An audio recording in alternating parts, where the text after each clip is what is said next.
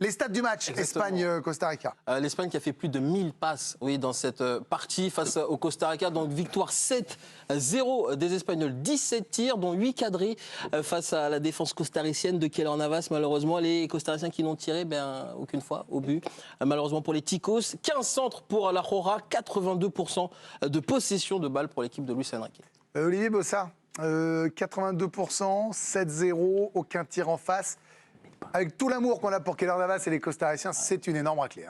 C'est une énorme raclée, mais je pense qu'on a vu l'équipe la plus faible du mondial avec le Qatar. Franchement, là, j'ai pas compris ce qu'était venu faire le Costa Rica sur le terrain. Avec cette Espagne-là, en fait, il y a deux solutions. Soit on joue haut, on va aller chercher haut, on va les presser. Soit on décide de jouer bloc bas et on leur laisse aucun espace.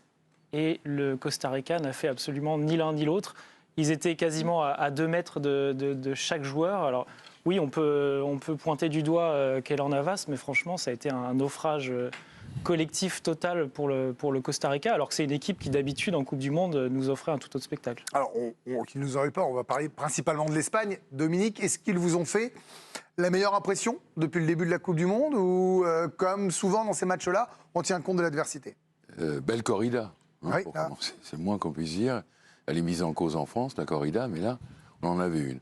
Oui, évidemment, très bonne impression, mais face à un adversaire, Olivier le disait, tellement faible qu'il s'en est même impensable. Ils ont été sérieux.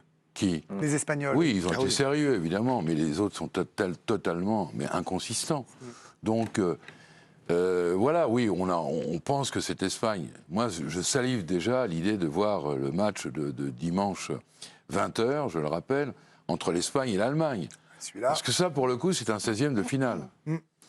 On rappelle que l'Allemagne a perdu contre le Japon de 2-1. Oui, plus pour les Allemands que pour les Espagnols. Mais il me semble... je vois mal les Espagnols laisser le match aux Allemands. Bien au contraire, d'ailleurs.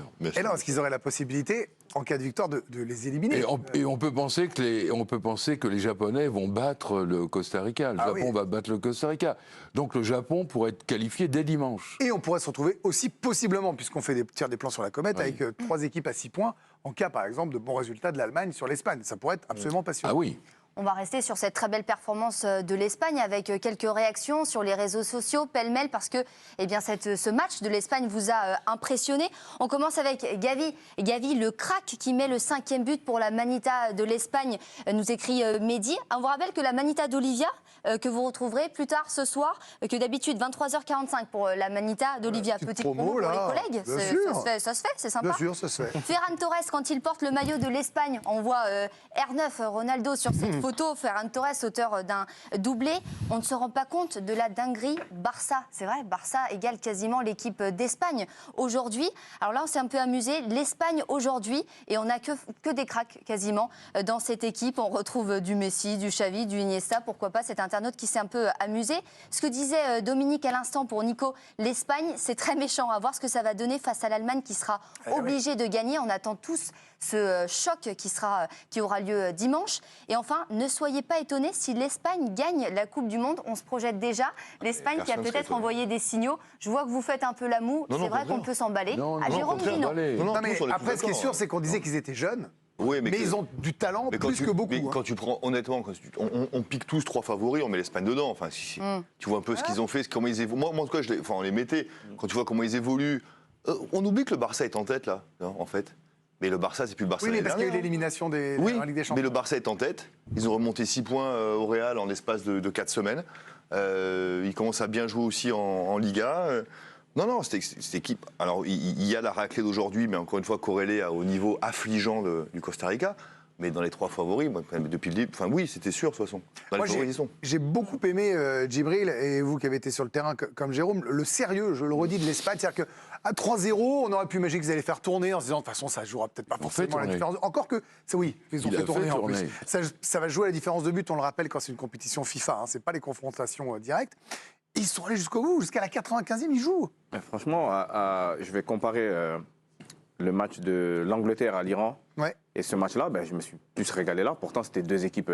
L'Iran, c'était faible. C'est plus beau à voir jouer l'Espagne que l'Angleterre, par exemple.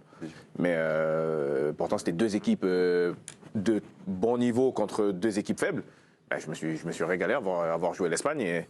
Et... Ils vous ont impressionné un peu Ah ou ouais, pas non, même contre une équipe faible, c'est le même Espagne qu'on a l'habitude de voir, quoi. Ils n'ont pas surjoué ou avec de sous-joué. l'efficacité. On pointait du doigt tout à l'heure l'absence d'un vrai neuf de stature internationale. Ouais. Bon, finalement, ça ne les dérange pas tant que ça. En tout cas, là, est-ce qu'il faudra changer plus tard contre un adversaire plus conséquent, peut-être dès dimanche?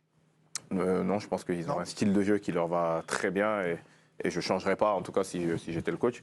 Et ça aurait pu terminer bien en 10 aujourd'hui. Hein. Ouais. Le 10 qui a tenté Pierre-Antoine Damcourt tout à l'heure. Olivier, changement de tactique pour les Allemands. On se projette un tout petit peu pour cette Allemagne-Espagne, parce que c'est ça, comme le disait Dom, qui va être déterminant déjà pour l'Allemagne.